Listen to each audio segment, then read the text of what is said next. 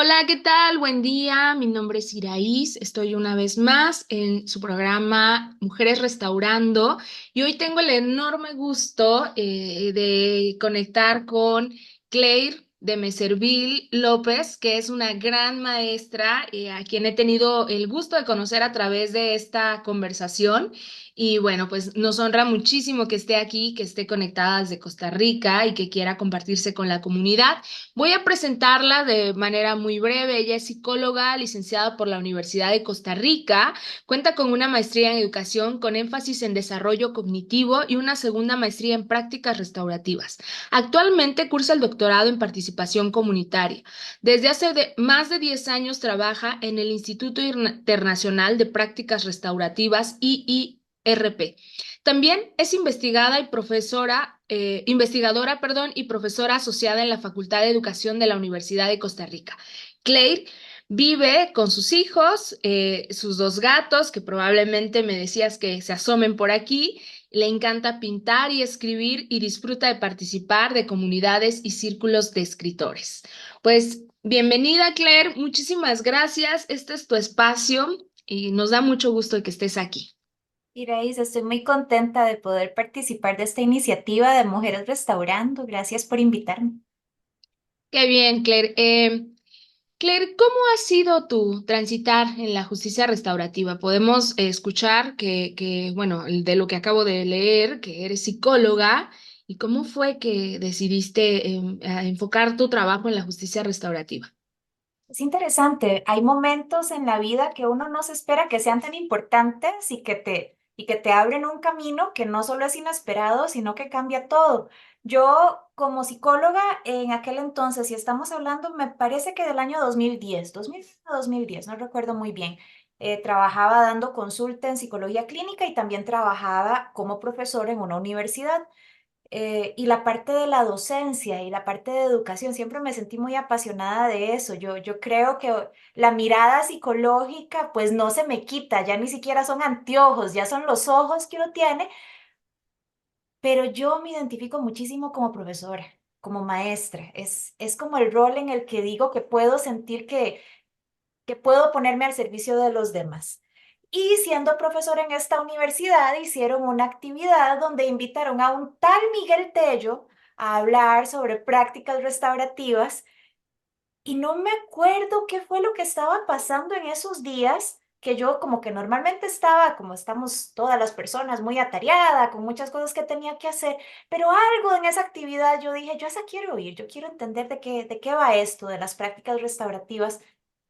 Y cuando fui a la actividad con Miguel, cuando entendí un poquito sobre todo lo que era esta perspectiva de hacer las cosas, no hacerle las cosas a las personas o por las personas, sino trabajar con las personas, esa conferencia me gustó mucho, me pareció interesante.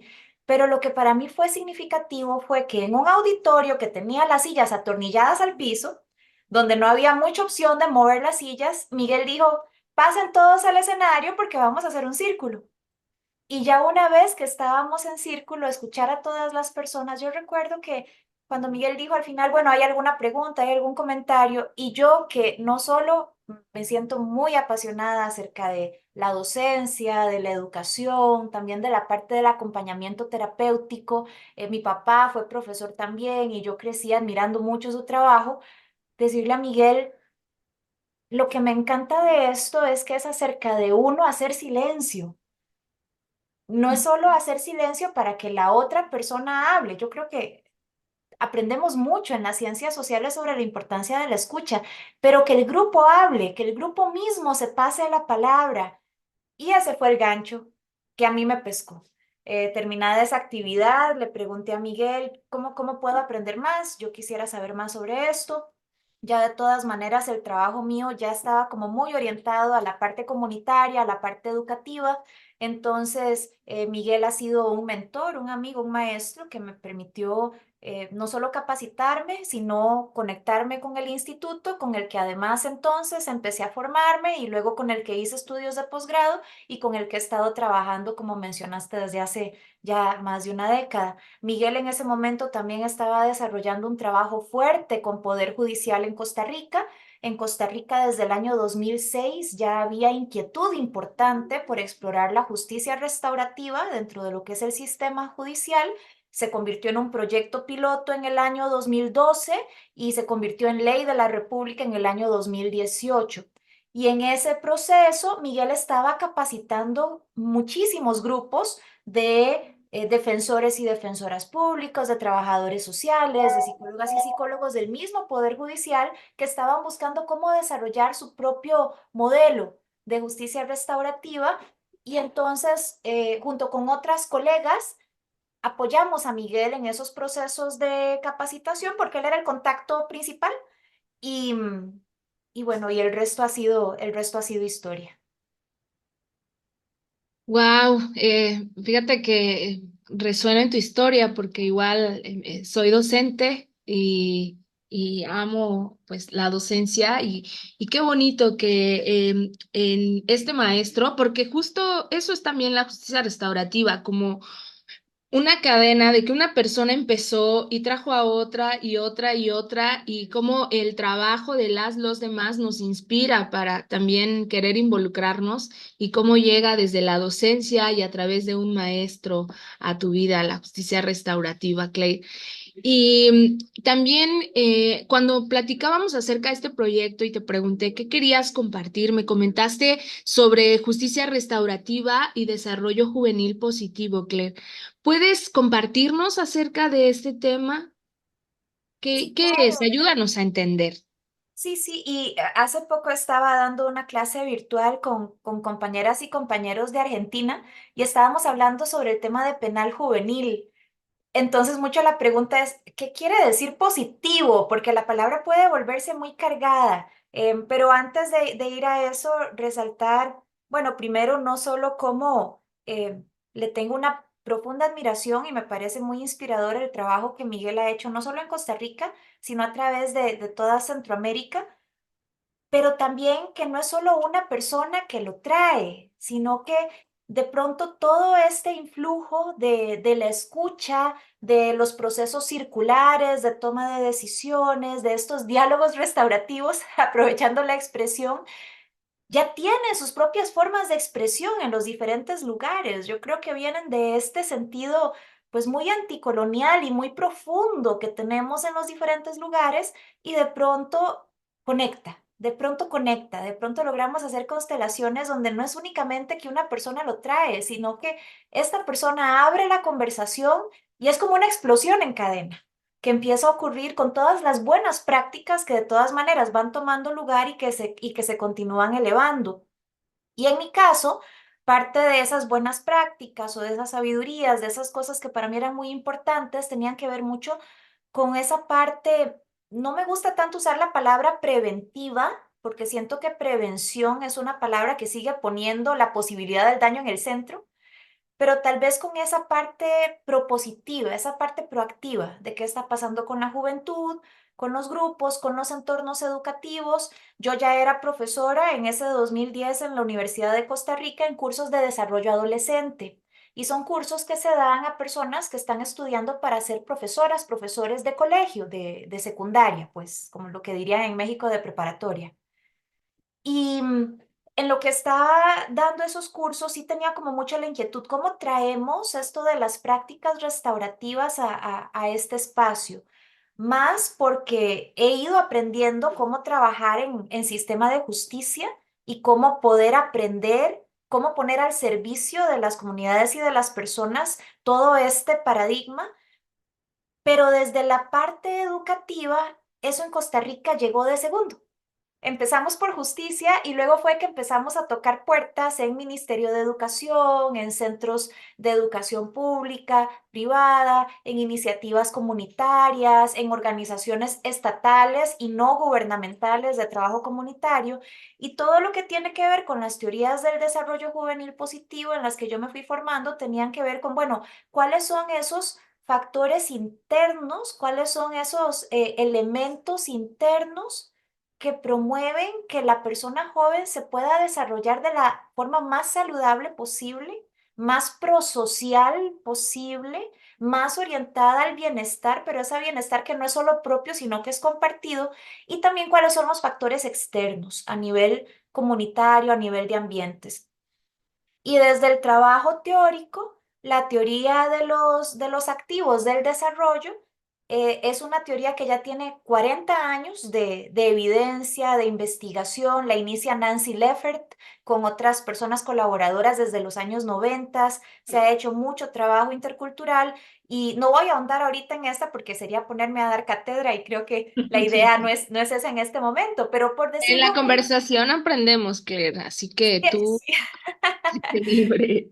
pero yo creo que en sencillo puede resultarnos como muy cercano, porque dentro de estos valores internos del desarrollo habla, bueno, que tanto la persona joven tiene esa inquietud por desarrollar convicciones, por desarrollar valores, por desarrollar una identidad positiva, por desarrollar habilidades para la autogestión, ¿verdad? Para la responsabilidad y por desarrollar habilidades para relacionarse bien con los demás.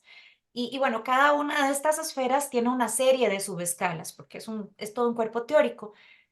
A mí lo que me interesaba eran los factores externos, cuáles son las condiciones ambientales que promueven el desarrollo juvenil más saludable, más prosocial, más orientado al bienestar, más humanista, más con la dignidad humana en el centro.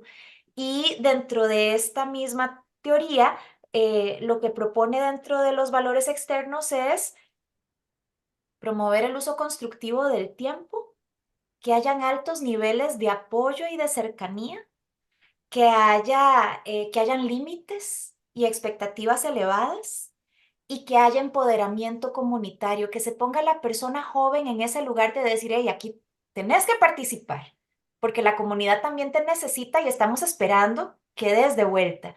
Y dentro de esas perspectivas del desarrollo positivo, pude encontrar este maravilloso círculo de la valentía, que es una propuesta que no es nueva, es de los años 90 también, que la desarrollan en Canadá, pero que está muy alimentada de lo que es la cosmovisión originaria de los pueblos, bueno, de lo que ahora llamamos Canadá. Y dentro del círculo de la valentía lo que dice son cuatro elementos que forman un círculo en el trabajo con jóvenes. Cuéntanos Fomentar sobre esto. Ujú. Fomentar la independencia, o sea, fomentar la autonomía, fomentar el sentido de pertenencia, fomentar la maestría. Hay que desarrollar habilidades según los talentos de la persona joven, pero que no se nos quede quedita, diríamos en Costa Rica, sino cómo puedes dar más, cómo puedes crecer más, cómo puedes hacerte mejor y fomentar la generosidad. Wow. Entonces, ve como desde esta cuestión de los valores externos y luego este círculo de la valentía y dentro del círculo de la valentía decir, es como una rueda, si una de estas áreas está desinflada, la rueda no va a girar bien, sobre todo en entornos tan individualistas donde la independencia es lo que nos interesa y la maestría es lo que nos interesa, pero ¿qué pasó con la pertenencia? ¿Y qué pasó con la generosidad? Bueno, entonces yo dije, prácticas restaurativas son un vehículo para poder tratar de acercarnos a estas aspiraciones que tanto pueden trabajarse en sistemas educativos o judiciales que son altamente punitivos o que de pronto son altamente carentes de recursos. Mi inquietud va por ahí. Y tal vez lo otro que me gustaría mencionar es que aunque estos cuerpos teóricos me han generado muchísima magia, ¿verdad? Y muchísima inquietud y muchísimo deseo de aprender más, lo más importante, me han generado muchísimas preguntas, tampoco se alejan de nuestro propio cuerpo teórico latinoamericano, de lo que un Martín Baró nos dijo una y otra vez, de las pedagogías liberadoras de Paulo Freire, de todo el trabajo en América Latina en educación popular. Entonces ahí es donde yo experimento mucha inquietud, bueno, de cómo continuar esos diálogos acerca de cómo lo restaurativo pueda ser un vehículo para esta visión que tenemos de cómo podemos ser personas que caminamos juntas, que abrimos caminos para la juventud, eh, bueno, especialmente la juventud que ya está en una situación tan compleja como ya es el involucramiento con delincuencia, que es la parte de investigación. Entonces, me he ido decantando por ahí. Wow, qué gran trabajo. Cuando mencionas los factores externos, pues pienso en la filosofía restaurativa totalmente, ¿no? Control, apoyo, un proceso más acompañador. Y Claire, ¿te has encontrado con algún obstáculo en implementando este programa o esta filosofía con las y los jóvenes? Muchísimos porque pues implementarlo es difícil. En el caso de Costa Rica, el Ministerio de Educación Pública en el año 2021 sacó unos protocolos para la gestión de la convivencia muy completos, que incluyeron la parte de comunicación no violenta, escucha activa, resolución alterna de conflictos. En la página 54, porque me la aprendí, ahí hablan de prácticas restaurativas. Entonces eso me hizo sentir muy feliz, decir, cómo ponemos las herramientas al servicio de las personas. Creo que algunos obstáculos siempre tienen que ver con que las prácticas puedan ser reflexivas, puedan ser éticas. De pronto, con las mejores de las intenciones, hay personas que quieren hacer una junta restaurativa improvisada sin haber hecho la preparación adecuada o involucrado a la familia. Y eso genera, pues, problemas o expone a la persona joven, especialmente en situaciones de acoso escolar, donde sabemos que hay toda una cuestión, hay toda una serie de consideraciones con las que no queremos generar, por la buena intención de hacer un proceso restaurativo, una reunión que más bien haga que la violencia en los pasillos se incremente, ¿verdad? Después de esta, entre comillas, conversación. Entonces, yo creo que nos hace mucha falta que esto no se vea como en inglés hay esta expresión que es como el plug and play, como hablando como de este artefacto que te lo da y que está listo para usarlo. Usted lo conecta y ya le sirve y es una respuesta mágica, sino entender que estos procesos, la riqueza que tienen es que son procesos comunitarios, pero que eso requiere que haya tiempo para conversar, para sentarse a decir qué nos salió bien. ¿Qué nos generó dudas? ¿Qué no nos salió tan bien? ¿Cómo nos acompañamos? ¿A quién le está yendo muy bien en esto o tuvo una muy buena experiencia para que camine conmigo a la hora de probar estas cosas? Porque creo que la gran riqueza de las prácticas restaurativas es que nos da ese sentido de eficacia comunitaria. No hace falta que venga la persona experta, graduada, con 5 títulos, a que nos diga qué tenemos que hacer, sino que realmente nosotros podemos definir qué es lo que necesitamos hacer, pero eso requiere tiempo, requiere apostar por no saber el resultado, en lugar de fórmulas donde ya queremos predecir y controlar siempre lo que va a pasar, y creo que eso nos genera muchísima ansiedad. Por supuesto, creo que grandes de los obstáculos tienen que ver con recursos, iniciativas que hemos tenido en los proyectos de investigación con la universidad, el trabajo con una propuesta para mentoría de pares con penal juvenil. Obstáculos que tenemos ha sido el incremento de la inseguridad y de la violencia en nuestro país. Yo estoy completamente convencida que el incremento rampante de la desigualdad tiene que ver con esto, jóvenes que vienen cada vez más lastimados y que vienen con conductas cada vez más violentas y que entonces también en los centros penales incrementan los números de personas que están allí. Eso definitivamente es, pues no voy a decir que un obstáculo, es definitivamente un desafío acerca de entonces cómo hacemos esta propuesta que humanice, ¿verdad? Cada una de las interacciones. Entonces, no podría elegir uno. Desafíos, muchísimos. Detractores Mm. también, que es natural, es únicamente natural, como te mencioné, en situaciones donde incrementa la violencia, la inseguridad, la desigualdad, donde los mismos sistemas y las mismas instituciones han perdido la confianza de muchísimas personas. Es natural que las personas sientan que cualquier abordaje humanista hacia alguien que ha causado un daño es una alcahuetería. Y Sí, bueno, es y una es conversación que tenemos que tener. Y es que también la cultura del punitivismo, ¿no? Y decirle a la sociedad, miren, hay un gran castigo, en lugar de decir, vamos a prevenir, al menos aquí en México. Miren, ya le aumentamos las penas a la ley, y van aumentando penas y nunca ocupándose de la comunidad, de las y los jóvenes que justo ayer tenía una conversación con una compañera que también es parte de este proyecto, que me dice que en los jóvenes y las jóvenes está la esperanza. Entonces, eh, estos trabajos, este trabajo que haces también, pues enseña a ellas y a ellos a tener otras posibilidades y va dejando pues un precedente para las generaciones que vienen y es un trabajo sumamente valioso, pero a veces pareciera que llevamos muchas cosas en contra y que por esta misma cultura que te digo, pues cultura violenta finalmente, ¿no? Donde ay, esto no sirve, aquí lo que hace falta es un buen castigo, una buena corrección, y entonces, pues pareciera que vamos contra eso. Pero algo que puedo rescatar de lo que dices es que ante más desafíos, la comunidad que cree en esto, que trabaja para esto como tú y tus colegas, pues nos va haciendo como más fuertes, vamos resistiendo un poco más y vamos desarrollando recursos para superarlo, Claire. Y no solo eso, sino que, a ver, una cultura punitivista, sancionatoria puede sentirse visceralmente muy satisfactoria. Ujú. Nos da la ilusión de que algo pasa. Y sí es cierto que el que nada pase nos hace un gran daño. La sensación de Claro. desamparo, de impunidad, nos hace un terrible daño. Pero ya la investigación y la evidencia nos ha demostrado que estos mecanismos no funcionan. Es que si fuera que dijéramos, es que estos otros son mejores. No, es que los que tenemos no están funcionando. De todas maneras, no están sirviendo.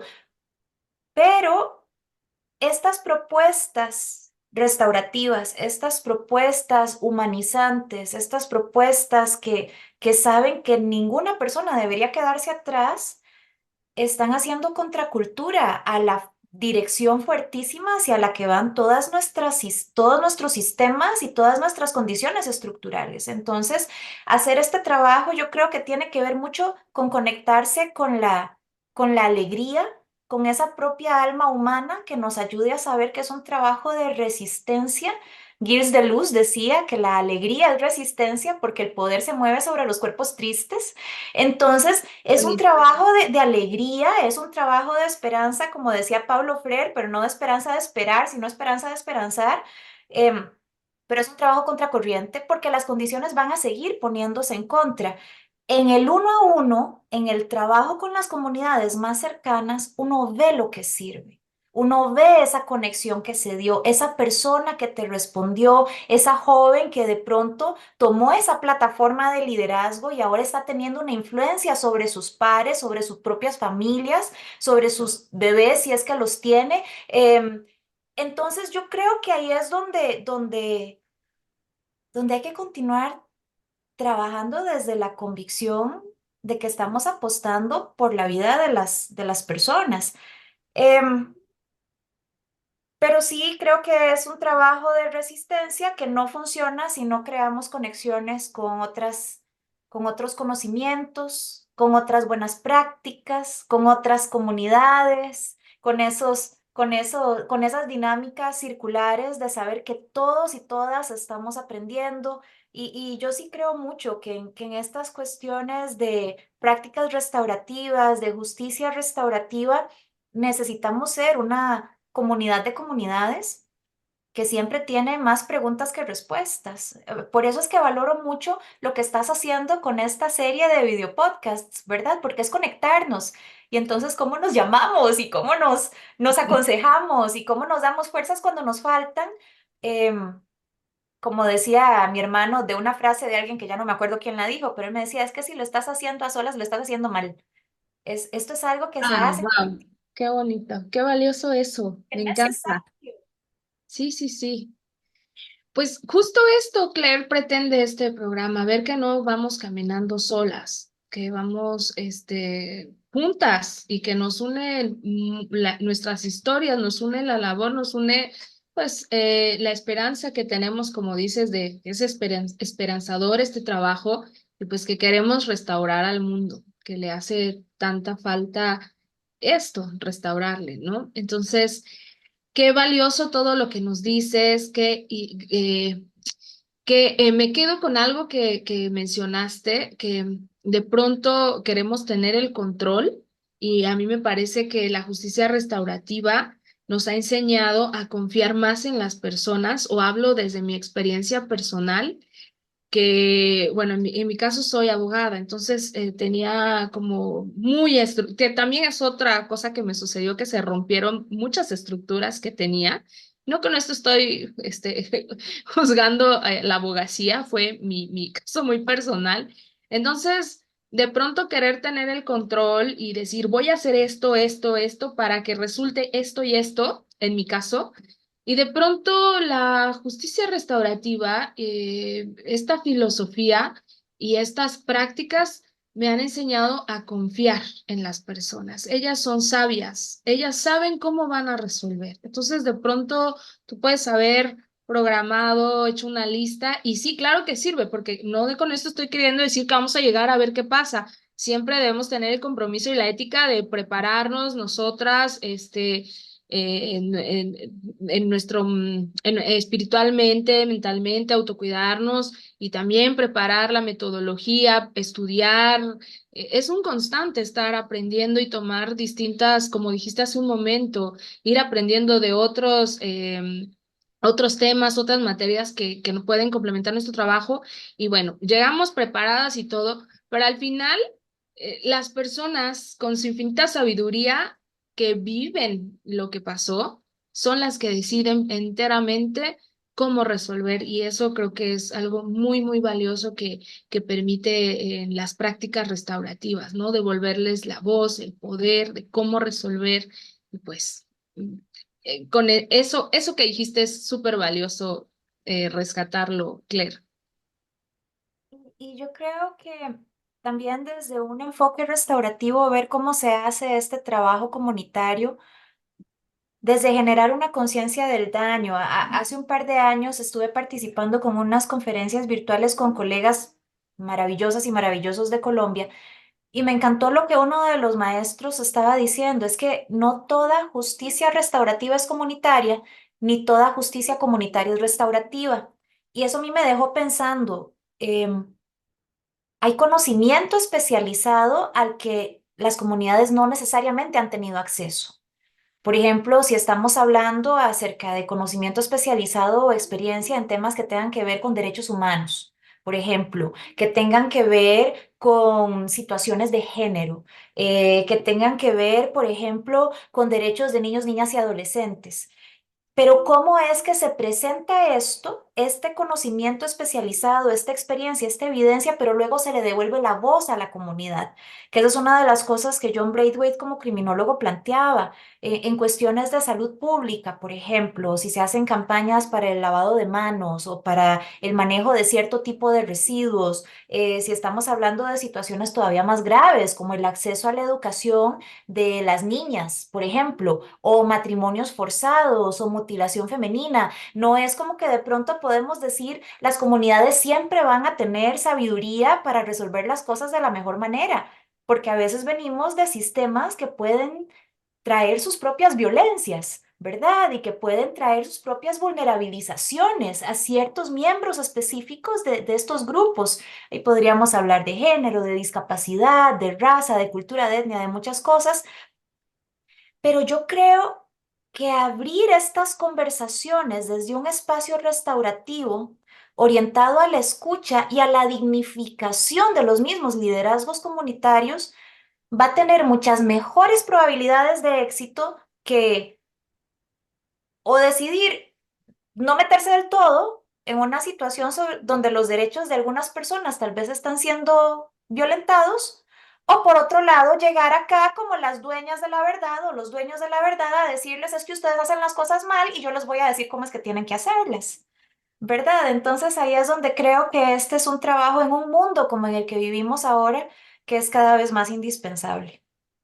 Sí, justo una conversación tuve con una compañera que también participa de este proyecto acerca de lo importante que es tener un enfoque de derechos humanos, que nuestra mirada, y yo también soy, y promuevo que tengamos mirada de género, perspectiva de género, derechos humanos, interculturalidad, que es algo que también han comentado y una compañera comentaba y también este enfoque mm, interseccional, ¿no? ¿Por qué? Porque somos guardianas, porque somos facilitadoras y claro que voy a confiar en las personas y me voy a preparar, pero justo el ser guardiana es que en estos espacios sean libres, sean seguros y se respete la dignidad de las personas. Entonces, estos enfoques o esta mirada que debemos tener, pues nos hace cuidar el espacio para que ellas y ellos resuelvan sus conflictos o reparen daños o lo que sea que pase en nuestras prácticas. Bueno, Claire, quisiera saber si hay algo con lo que quieras cerrar, hay algo que quieras pues dejar.